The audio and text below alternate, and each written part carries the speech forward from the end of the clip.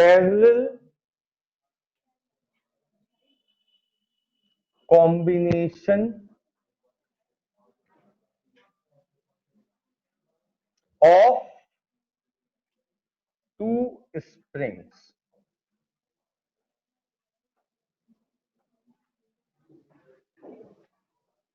देखिए बेटा, अब हम दो स्प्रिंग लेंगे, एक जिसका स्प्रिंग कांस्टेंट है K1 और उसके बगल से दूसरी जिसका स्प्रिंग कांस्टेंट है K2। दोनों से वेट हैंग कराएंगे। जब हम इसे खींचकर छोड़ेंगे तो ये इस तरह से ऑसिलेट करेगी। ये तो हो गई वर्टिकल पोजीशन पैरेलल की।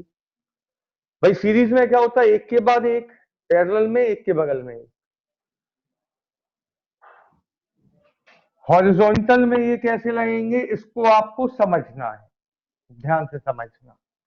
देखने में ऐसा लगेगा जैसे सीरीज है, ये बहुत कंफ्यूज करता है बेटा।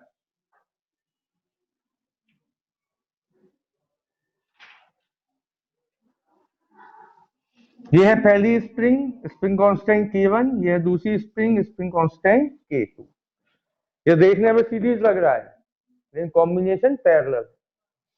एक जितना दबेगी दूसरा उतना खींचेगी, मतलब दोनों में डिस्प्लेसमेंट कैसा रहेगा, सेम।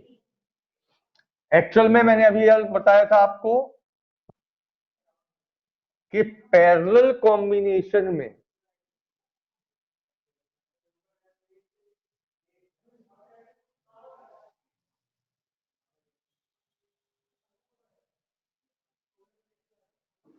क्या सेम रहता है,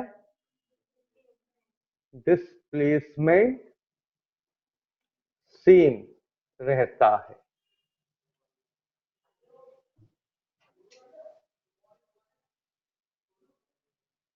बट रीस्टोरिंग फोर्स डिफरेंट होता है। तो यहां देखो जरा, एक जितना कंप्रेस होगी दूसरी उतना एक्सटेंड होगी, मतलब दोनों में डिस्प्लेसमेंट सेम रहेगा, इसलिए ये कौन सा कॉम्बिनेशन है, ठीक है। कई बार एग्जाम में डायग्राम दिया रहता है, आपसे कहा जाता है derivative the formula for time period और फ्रीक्वेंसी ऑफ द सिस्टम। तो आपको याद रखना है कौन सा कॉम्बिनेशन है, पैरेलल। अब बताओ, for first spring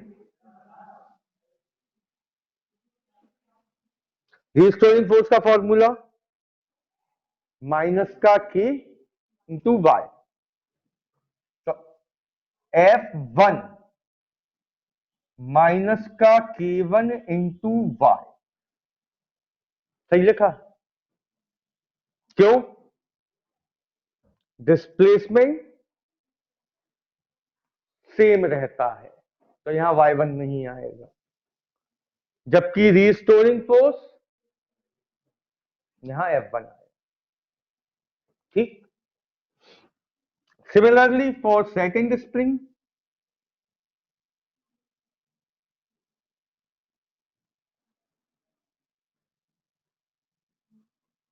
second spring में बेटा F2 क्या होगा, माइनस का K2 इंटू वाई। इतना क्लियर हो गया, ठीक। F1 F2 आ गए, तो नेट रीस्टोरिंग फोर्स क्या होगा,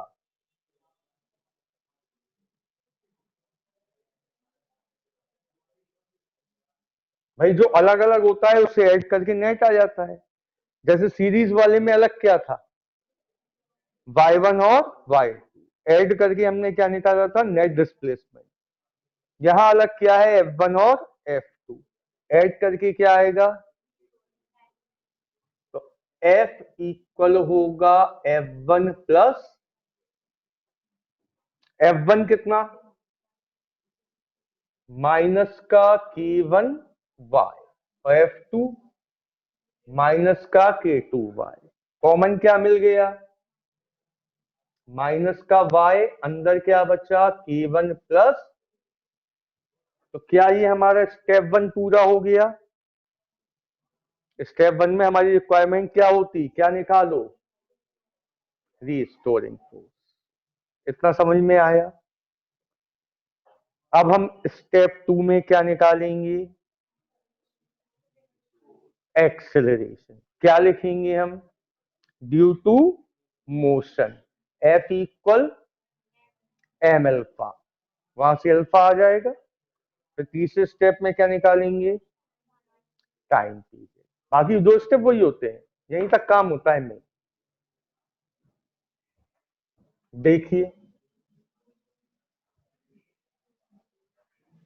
step 2, due to motion, F equal m alpha.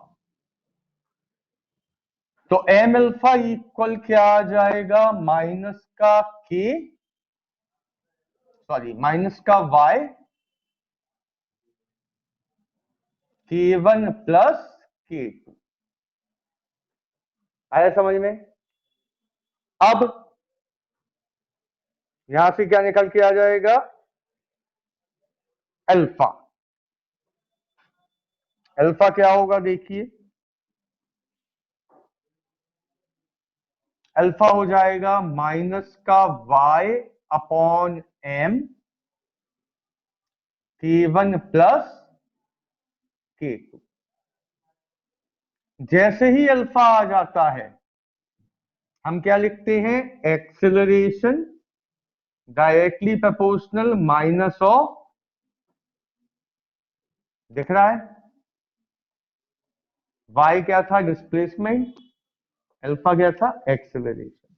Acceleration directly proportional minus of displacement. So system is in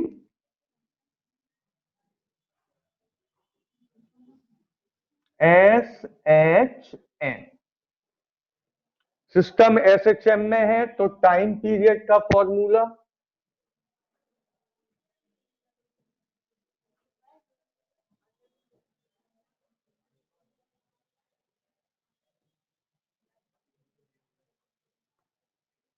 time period 2 pi under root y upon alpha, यही होता है 2 pi under root, y की जगह y ही रहेगा, alpha की जगह क्या लिखेंगे हम, y upon m, K1 plus, y से y कैंसिल, m चला जाएगा ऊपर। तो कुल मिला के टाइम पीरियड क्या बन गया, 2 पाई m bye K1 plus K2। इसी को रेसिप्रोकल कर देंगे तो क्या बन जाएगा, फॉर्मूला फॉर फ्रीक्वेंसी। क्लियर है स्प्रिंग केस, ठीक, इतना कीजिए।